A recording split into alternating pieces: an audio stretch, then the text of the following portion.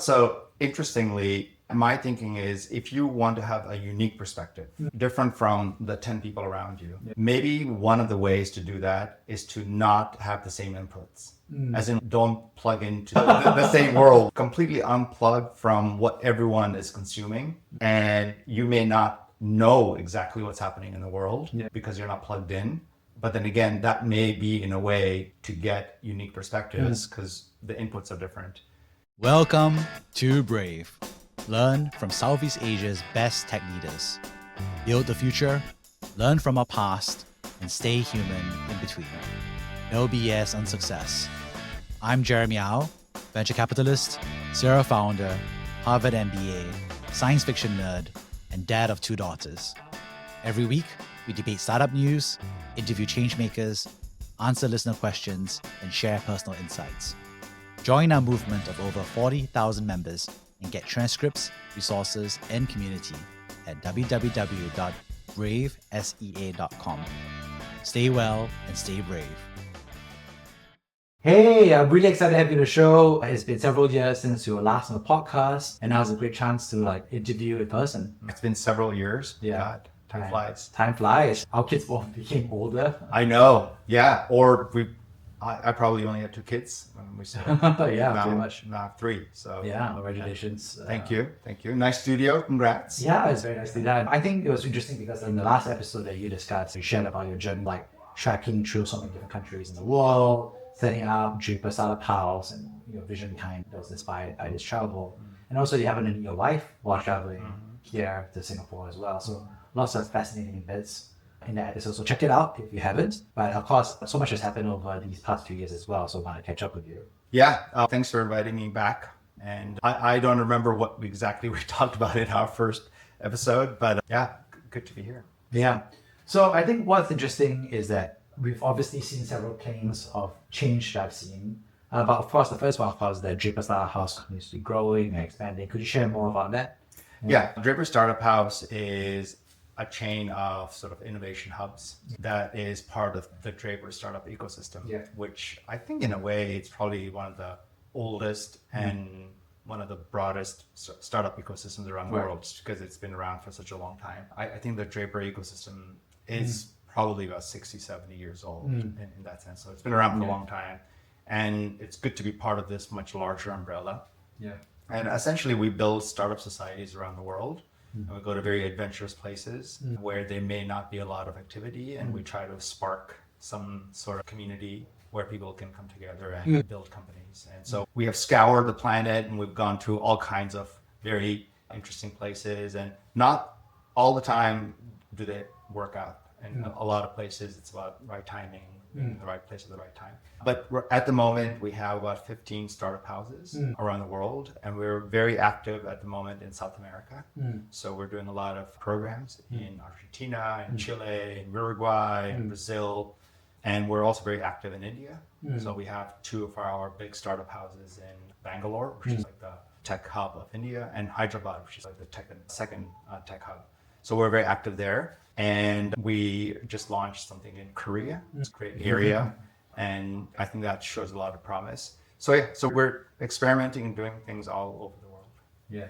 And what do you think differentiates between Draper Startup Houses that work versus those that don't work out? Yeah.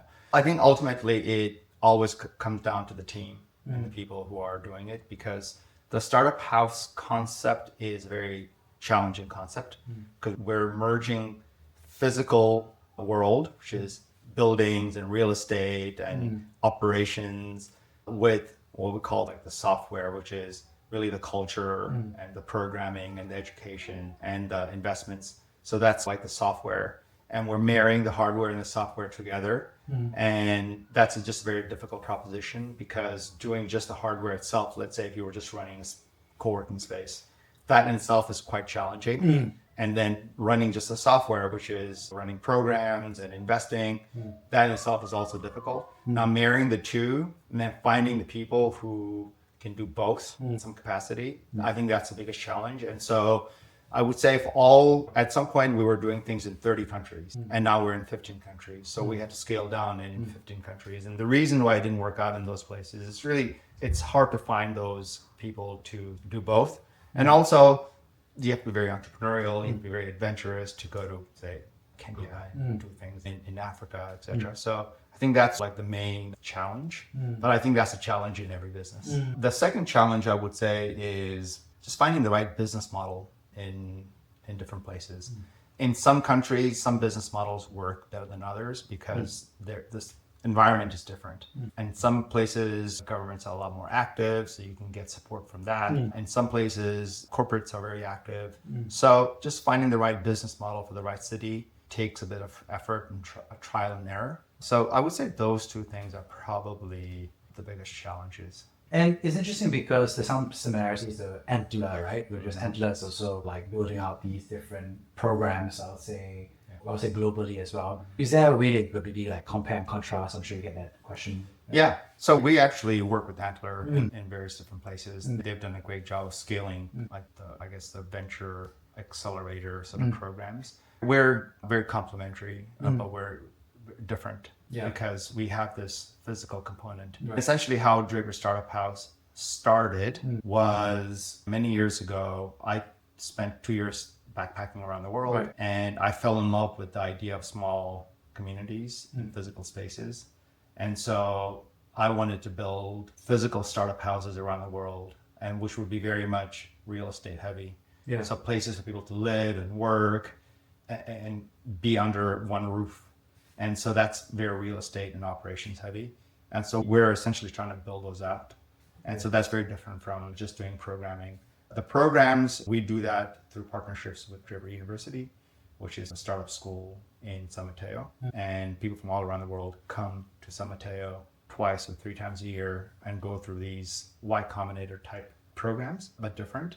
And so we work with them to scale the programs around the world. But in terms of the physical stuff, no one really is doing that the way we're trying to do it. Exactly. And I think what's interesting is that there's this blend. Do you feel like this return to office, return to physicality post-pandemic?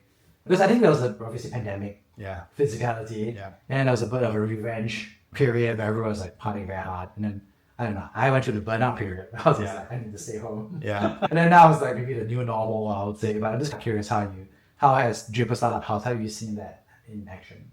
Oh, I think it's definitely the genie's out of the bottle, in my opinion. I think it makes a lot more sense for people to have options of working remotely or at home and in the office. Mandating people to come back to the office as a full-time thing, 5 days a week or 6 days a week. I think that notion I think it's gone. And this is interesting because right now there's a lot of conversation around this because it's become quite political. But in my opinion, people need options because I just feel people are more productive when they have more options, especially with young kids and families. So what we're seeing is that the balance is somewhere in the middle where people can have the ability to work remotely as well as then going to an office.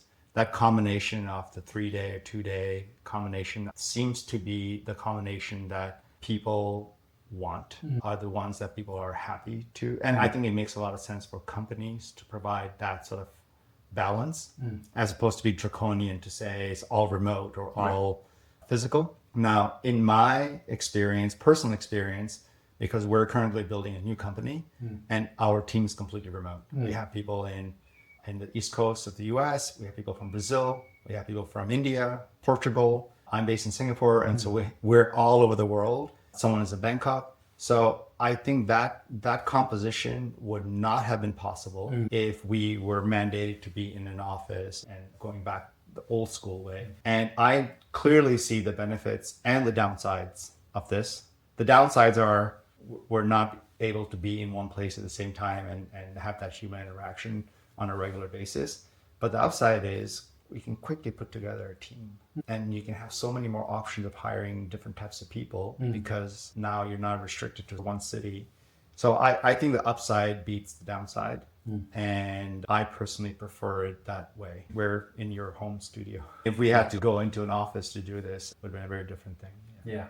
And I think it's an interesting piece because I agree with you that it feels like for startups, it's almost a no-brainer because you got to look for talent, they're really rare to find. And if you can't pay cash, you get paid flexibility. And everything we do on a startup is digital anyway. So it feels like everybody is like effectively, I would say actually fully remote, I would say effectively with some ability to get there from time to time. Yeah. But it feels like the large companies are going the other way around, which is they're going to mandating return to office up to 5 days a week.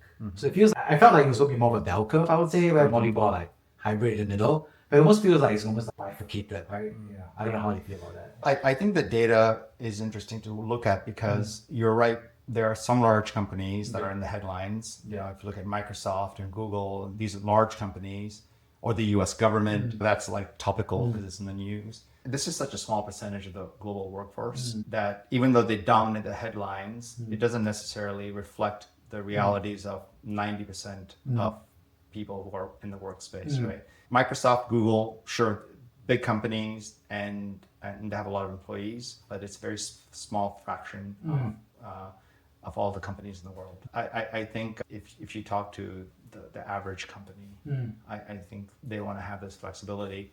So that's one. And then secondly, it would be interesting to see the productivity levels. Can you actually look at the real data and say people are more productive? Some say people are more productive in the office, some say they're not. I haven't seen real data to prove or disprove this, but I have seen that people are just more happy having options in life, and I think that's a good indicator, in my opinion. Yeah, I agree with you about that. I think that reminds me of what they said, right? Which is that most companies were already outsourcing or offshoring their businesses. So there's a form of remote work. You move a division to the Philippines or India for customer support. Also, there's a joke that you always have, which is the executives are always remote anyway, because the executives have an corner office supposedly, but they're traveling for work, they're traveling for office meetings at a client site. Yeah. They're not in office anyway.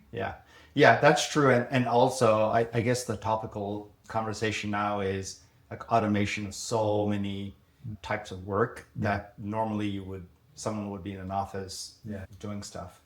But I think the automation of a lot of this stuff just means you're going to have fewer people.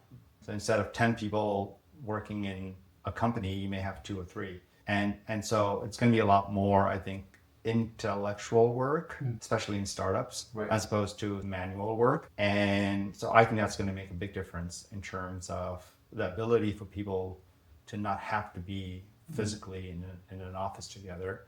And so I think that's all going to change. But what I'm seeing around the world is people want to have options of being able to work remotely. And I just don't think that's going away because the people don't want it. And people, you can force them, they'll leave and go to a different company.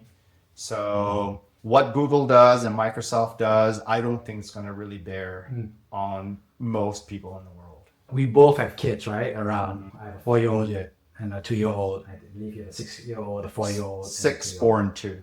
The generation Alpha, which turns out to be different from generation Yeah. I guess so, yeah. So I'm curious, when they grow up, and I guess they're old enough, in their 20s, their 30s, their 40s, what do you think that world or future of work looks like for them from your perspective, if you draw a straight line? I think it's hard to say Yeah. because things are moving so rapidly. I think there's going to be cycles of 5-year cycles where things are going to really change dramatically. So it's hard to predict what my 2-year-old is going to, what their work situation is going to be when they're 20 years down the road. I suppose it's a little bit hard to say, but it's very clear that a lot of things are going to be automated. And I think the way they're going to stand out from the crowd is not their ability to do one specific task really well. I think they're going to be able to have to do lots of different things and learn new things very quickly. So that I think that adaptability is going to be the key to their success. And that makes a huge difference in terms of what should they be learning today versus what we learned when they were age. And specific topics like math and science, I think a lot of those things are going to change. And I think their ability to, I think like context is going to be very important for them, to put the world into a context and have a unique perspective. Yeah. And even this is happening today, you and I and most people in the world have access to the same information. So the input is pretty much gray. Everyone knows everything. And so the ability to have a unique perspective is going to be the key challenge. And so like, how do you have a unique perspective when we're all reading the same thing, watching the same thing, listening to the same thing, experiencing the same thing. And I think that's going to be the critical thing, at least for my kids. Like, what can I do for them so that they can have their own unique perspectives of things? How do you do that? I'm not sure. I don't know. You have some ideas on that. I'm still figuring it out as well. I think that if I look at the future, I think one thing that jumped out at me is I think that I think I'll learn differently from the way I did, because in my day, I was very lucky because I had access to libraries before, and my parents were happy to buy me books and encyclopedias. And I know somebody who is in the Philippines, and for them, they don't have libraries, and they can't get access to physical books where they are based on an island. And so basically, we technically both have the internet today. But I'm just saying, like, the fact that I growing up had access to this stuff. Yeah. And I always tell people, I was like, I always remember that in my school library, I didn't know how to tie a tie. So in the school library, there's a book on tying ties, which is such an esoteric piece of knowledge of how to tie a tie. But you just need that knowledge in order to function in the business world. At the time, we just needed to know how to tie a tie. Yeah. And the gap was, I knew it because I could go to a library to get a book to read it, and someone else didn't have access to that book. And so they couldn't read it. And so they didn't know how to tie a tie. They couldn't get a job in the business world because they can't pass the interview if they don't know how to do that. So I think I love what you just said, which is that I think the world today is like, both of us now technically have mobile phones, and both of us could use AI. And I can tell, like, yesterday I didn't know how to cook something, and I had to use ChatGPT, and I was like, yo, I have these 7 ingredients. What recipe do I need to, what can I make out of it, right? Yeah. So interestingly, my thinking is, if you want to have a unique perspective, different from the 10 people around you, maybe one of the ways to do that is to not have the same inputs. As in, don't plug into the same the same world. Like, unplug, completely unplug from what everyone is consuming, and you may not know exactly what's happening in the world because you're not plugged in. But then again, that may be in a way to get unique perspectives because the inputs are different. So maybe that's one way. And to your point of having access to things as when you're growing up, that's critical. And I agree. I think the reason why we're sitting talking together is because I had access to books when I was growing up. And I think that made a big difference. And interestingly though, even though we're saying that everyone has a smartphone now, not everyone taps into the same knowledge base. If I look at the behaviors of, say, the people working in the buildings, right? If you look at the phones there, what are they watching? They're probably watching a lot of entertainment. I like entertainment too, but maybe we tap into some more educational stuff, right? But yeah, I think that's going to be the challenge for my kids is, how do I give them unique perspectives? And maybe one of the ways is, I think they just need a lot of exposure to as much as possible, as many things as possible, as many places as possible. Maybe that gives them an edge or an advantage. I don't think it's really going to be what schools they go to, which is, I think it's an older notion. I think credentials are probably not going to be the thing. What clubs you belong to, what credentials you have, what schools you went to, your affiliations, I think none of those things are really going to give you an edge, in my opinion. I think what's going to give them an edge is, can they come up with new ideas and creative ideas that's unique? Because if they can, then they can sell that to the whole world because everyone's willing to buy things that are uniquely different. But yeah, I think they're going to live in a very different world than we do. Yeah, and I think I like the idea of unplugging. Obviously, that's something I always think to myself. And I was reading this story about these old Christian hermits who would just build a tower and live in a tower, and then the rest of society would just continue being like trading and selling bread and stuff, and then there'll just be a hermit on a tower, isolated and obviously praying to heaven and God. And then people would respect them for being so disconnected from civic life. The idea about unplugging just feels like an impossibility. I think if you truly unplugged, that would be something that people are like, wow, what is it like for this person to live without AI in their life? But there are still communities out in the world that are not plugged in. And we watch them on documentaries. And we watch them in documentaries. Yeah, exactly. Right? So it's like there's these uncontacted tribes in the Amazon or these islands, and we use satellite imagery to look at their huts, and they're like, wow, these folks are still hunting with bow and arrow, and they see helicopters and planes go by very far away. They don't know about the internet, they don't know about AI. It just feels like a bit, and I'm just curious about how that all plays out. So flash forward, right? 30 years, mid-30s by then. So AI is much better by now. AI is the best pianist, the best essay writer for sure. The best memo writer, self-driving cars, like all cars are self-driving by then. Yeah. So what is this? What, be therapists to one another? There's high EQ listeners and podcast hosts to each other. I think I think it's going to be amazing, I think in 30 years from now, because it's such a human thing and people like to listen to other people. I think ultimately the whole output of humans, it's just increasing in terms of ability. And I think that's just going to get wider and wider. If we look at the world in today's context, where what's the GDP of the world? Is it 300 trillion, something, at least the assets of the world, right? It's peanuts compared to what it's going to be 30 years from now. Output of humans in terms of productivity and innovation is just going to be so much bigger that when we think about 30 years, we think from today's context of what the output is today. But I think the output is going to be so much more in 30 years from now. I think it's going to be space travel. That creates a whole new sphere of possibilities. So I don't think our kids are going to be living in today's output. They're going to be living in maybe 20, 30x of the output of today's context. The tide is going to be so much bigger that it's actually hard to imagine that from today's perspective. My parents, they have a hard time sometimes fully understanding the world that we live in today, because it's not something they would have imagined. And so I don't think we can really imagine. And the reason why I think that is because there's constraints in today's world that are going to be removed. And once these constraints get removed, the possibilities are essentially endless. And I think the scale of that is hard to imagine. What are those constraints? Is it like what? I know you're working on digital nations. Is that constraints? What are the constraints that you're talking about? I think the main constraint that interests me in trying to understand is how we organize humans. And I think that's the biggest constraint. And ultimately, it's the humans who are going to create these new possibilities. The way humans are being organized today, I feel that's a huge constraint. And it's a constraint that may not exist 30, 40, 50 years from now. So what do I mean by that? Ultimately, organizing humans is probably the most foundational form to endless possibilities. And the way humans are being organized today is done in a very analog way. So we think about analog versus digital. At some point, we were sending birds to go send messages, right?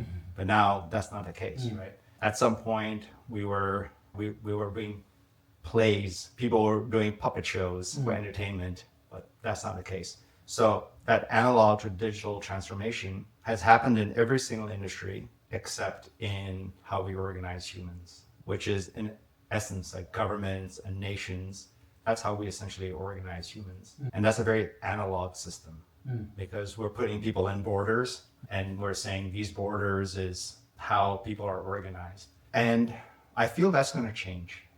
And once that changes, then that becomes a lot more non-analog, then the capacity of humans to create will just increase exponentially that I don't think we can fathom possibilities of that. Let me take the counter or conservative view, right? So what's wrong with our current way of organizing people, right? Maybe a Confucian way is like there's individual, there's the family, then there's your village, and there's your town, there's your city, then there's your country, and then there's the pecking order in one way. So what's wrong with this way of organizing? Oh, there's nothing wrong. I think the way things get organized are the way things get organized based on a timeline of events in history. So there's nothing wrong with it.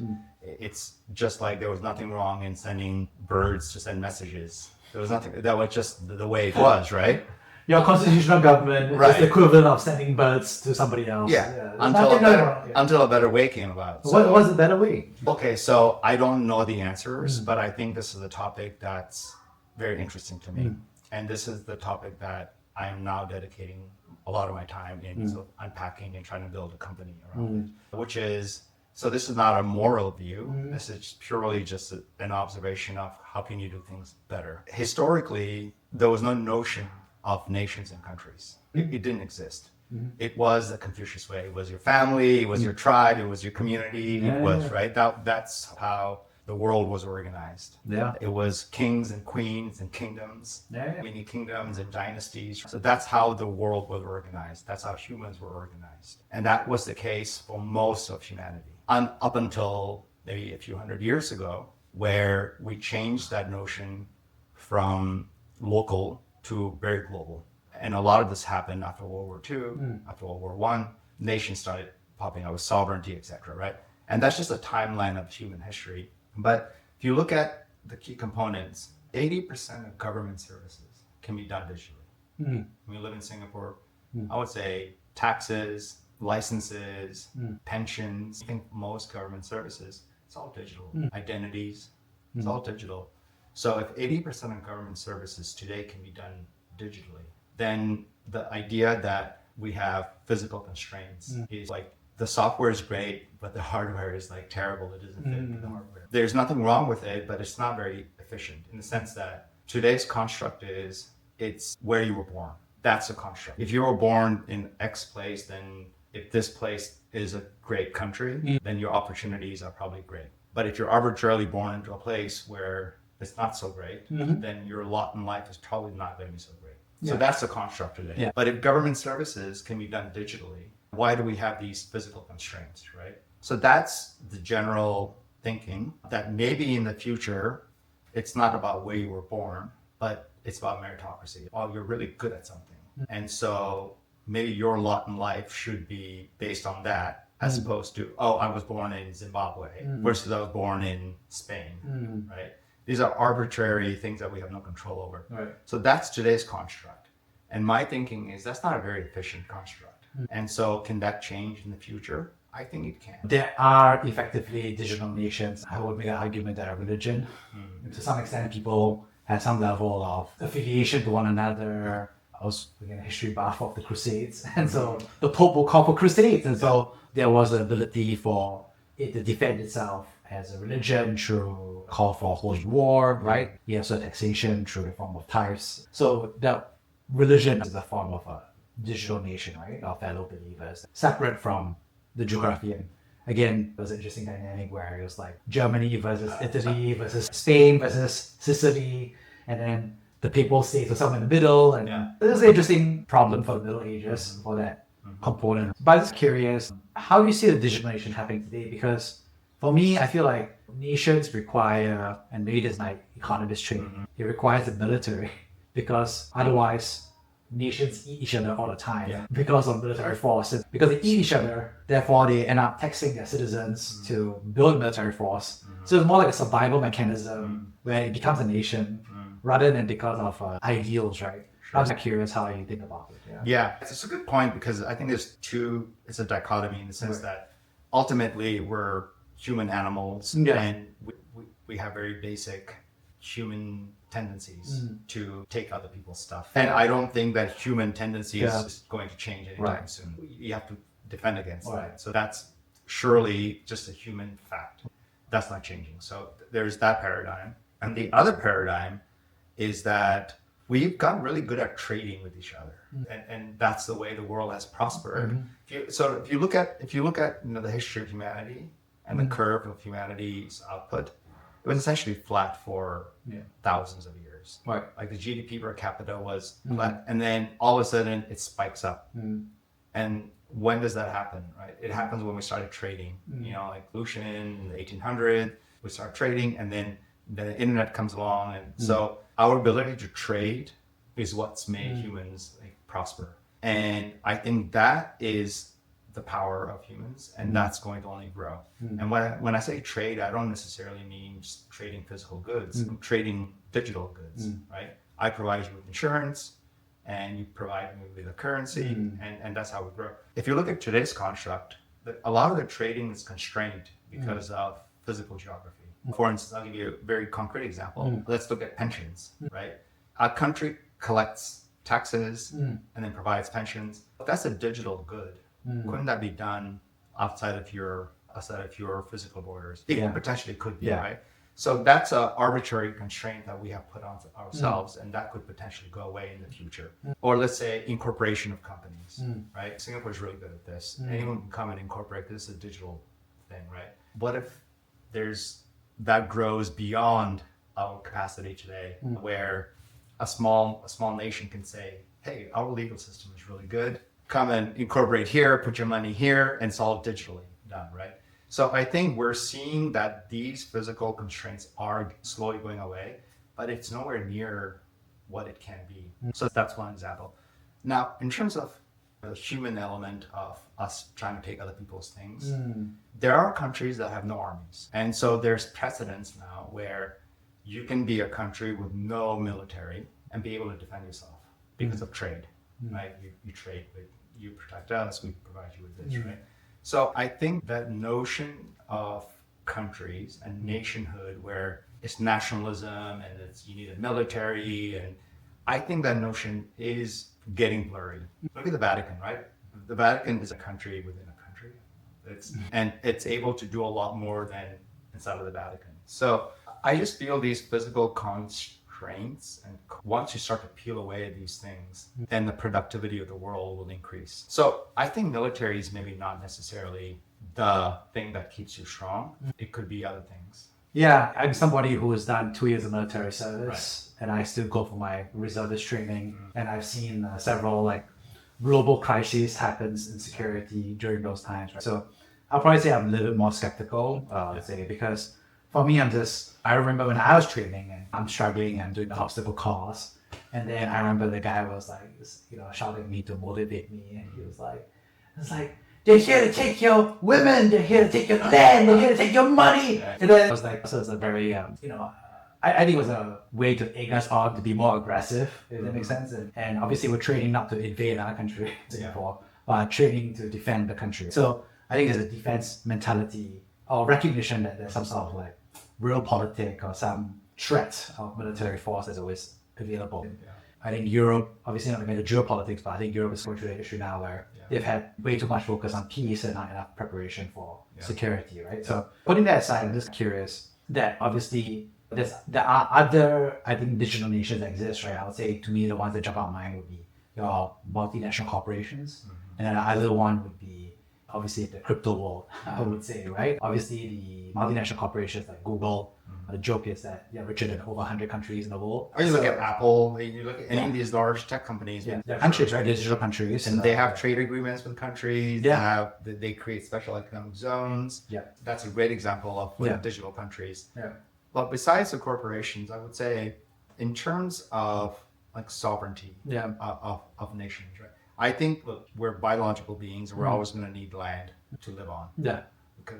So that's not going away. So I don't think the idea of a digital country is there to replace the physical constraints. I think the idea of a digital country is there to remove the physical constraints by giving more options to people. And what do I mean by that is, like you mentioned crypto, and that's a great example, right? I think digital countries are actually going to be a lot easier because we now have a new money, like a new globally recognized trading currency that no one controls. So if you have new money, and money is always the thing that governments want to control, right? They want to protect their ability to print money. And so that's usually where you need guns. You need the guns to protect your currency, in essence. And someone's created a new money that's completely not in the hands of any governments. If a new currency, a new money can be created, surely there could be new ways of organizing humans on the internet, which are based on, as you said, like affiliations of religion and values, as opposed to an arbitrary notion of you're born here, so your lot in life is not terrible. Maybe if you're born in Zimbabwe and that country sucks, you can maybe become a citizen of a digital country that provides you with government services. You don't necessarily have to leave Zimbabwe. So I think digital countries will be augmenting the physical constraints. It's like you have the landlines and the country said, screw the landlines, we're going up to the satellites. And so if everybody tried to go to the landlines, people wouldn't be connected. And the landlines exist, and they will probably continue to exist. But some countries don't have landlines because they don't need it. They went straight up to the satellite. So I think in a way we're going to have this physical borders, but we're going to have this new digital paradigm on top, which is going to allow people who have the physical constraints to then trade more up here in the way of organizing citizenship and governance. And an example would be like, we already live in a borderless world. We're interacting, communicating, trading borderless. Yeah. So the notion of a borderless world is not a fantasy, it's the reality.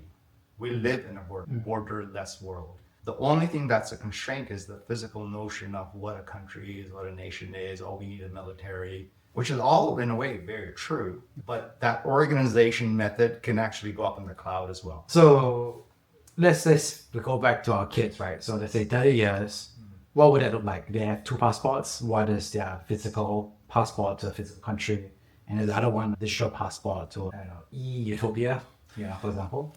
How would that shape up from your perspective? Yeah. Firstly, utopia, I don't believe in utopia. Yeah. And you've studied economics, you understand. If you're utopia, everyone wants utopia, but that's not the reality. Yeah, right? I didn't know what else to call it. I'm a student of like Austrian economics, Yeah, and the idea of utopia is the way to ruin everything because it doesn't really exist in that sense. But I think in like 30, 40 years from now, I think there's going to be thousands of digital countries because anyone can create a digital country. And I think these digital countries will fight for and compete for the mind share of humans. And they will provide to these humans, wherever they may be, tremendous incentives in the form of great healthcare, great insurance, great pensions, and they will fight for their mind share. And I think humans will become citizens of lots of countries that are digital in nature. And they're going to provide digital services, IP, mindshare to these digital countries. And these digital countries will provide them with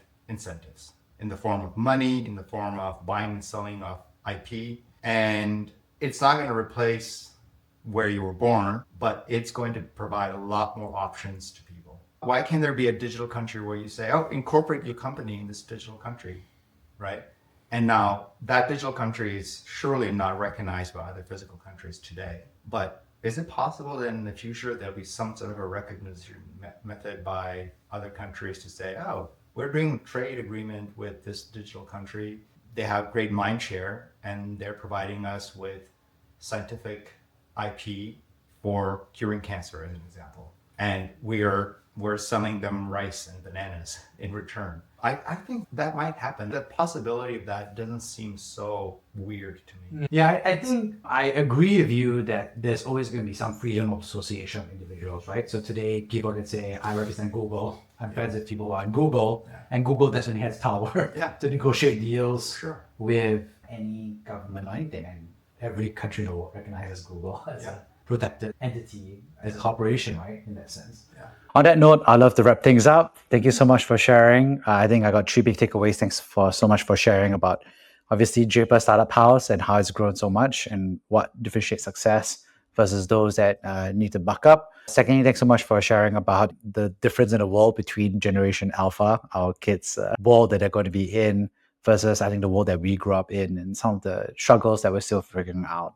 And lastly, thanks so much for sharing about your passion for digital nations. And I think the ongoing debate and discovery that's going to happen as a result of it. On that note, thank you so much. Thanks. It's a lot of fun. Thank you for listening to Brave. If you enjoyed this episode, please share the podcast with your friends and colleagues. We would also appreciate you leaving a rating or review. Head over to www.bravesea.com for member content, resources, and community. Stay well and stay brave.